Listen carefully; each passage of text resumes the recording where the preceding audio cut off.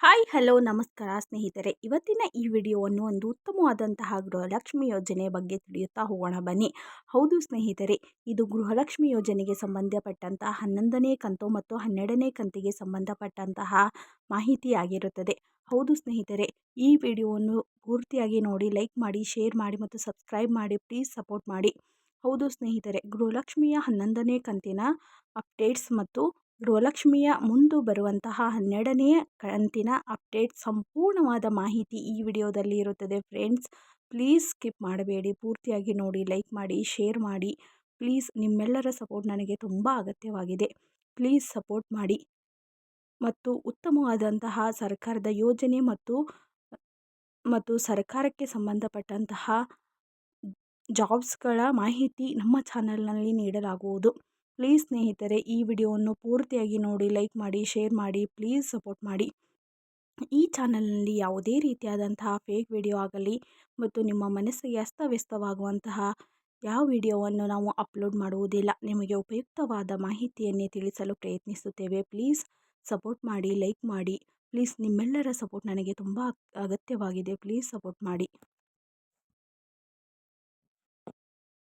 ಹೌದು ಸ್ನೇಹಿತರೆ, ಗೃಹಲಕ್ಷ್ಮಿಯ 10 ಕಂತುಗಳು ಬಂದು 11ನೇ ಕಂತಿನ ಹಣಕ್ಕೆ ರಾಜ್ಯದ ಎಲ್ಲ ಮಹಿಳೆಯರು ತುಂಬ ವೇಟ್ ಮಾಡುತ್ತಿದ್ದರು. ಆ ಮಹಿಳೆಯರ ಆಸೆಯಂತೆಯೇ 5 ಲಕ್ಷ ಜನರಿಗೆ ಈಗಾಗಲೇ 11ನೇ ಕಂತಿನ ಹಣ ಬಂದು ತಲುಪಿದೆ. ಇನ್ನು 1,15,00,000 ಜನರಿಗೆ ಸದ್ಯದಲ್ಲೇ ಬರುತ್ತದೆ ಎಂದು ಲಕ್ಷ್ಮೀ ಹೆಬ್ಬಾಳ್ಕರ್ ಮೇಡಮ್ ಅವರು ತಿಳಿಸಿದ್ದಾರೆ. ಹೌದು ಸ್ನೇಹಿತರೆ, ಜುಲೈ 15ರ ಒಳಗಾಗಿ ಎಲ್ಲ ಗೃಹಲಕ್ಷ್ಮಿಯ ಫಲಾನುಭವಿಗಳಿಗೆ 11ನೇ ಕಂತಿನ ಹಣ ಬಂದು ತಲುಪುತ್ತದೆ ಎಂದು ಗುಡ್ ನ್ಯೂಸ್ ಅನ್ನು ನೀಡಿದ್ದಾರೆ. ಹೌದು ಸ್ನೇಹಿತರೆ, ಕೆಲವೊಂದು ಟೆಕ್ನಿಕಲ್ ಇಶ್ಯೂಸ್ ಇಂದ 11ನೇ ಕಂತಿನ ಹಣ ನಿಮ್ಮ ಅಕೌಂಟಿಗೆ ಬರಲು ಸ್ವಲ್ಪ ತಡವಾಗಿದೆ. ಆದ ಕಾರಣ ನೀವೆಲ್ಲರೂ ಏನು ಬೇಜಾರು ಮಾಡಿಕೊಳ್ಳಬೇಡಿ.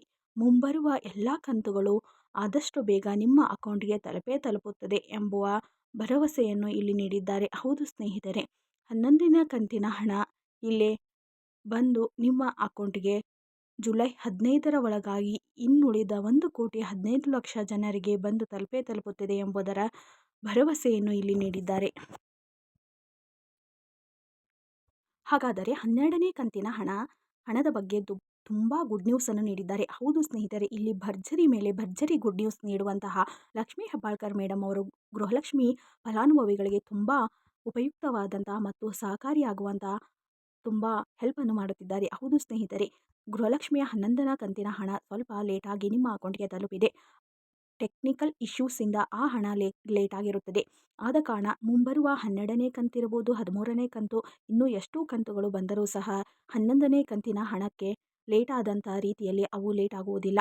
ಜುಲೈ 21ರ ಮೇಲೆ ಮತ್ತು ಜುಲೈ 26ರ ಒಳಗಾಗಿ 12ನೇ ಕಂತಿನ ಹಣ ನಿಮ್ಮ ಅಕೌಂಟಿಗೆ ಬಂದು ತಲುಪುತ್ತದೆ ಎಂಬುದರ ಸಂಪೂರ್ಣವಾದ ಮಾಹಿತಿಯನ್ನು ಇಲ್ಲಿ ನೀಡಿದ್ದಾರೆ.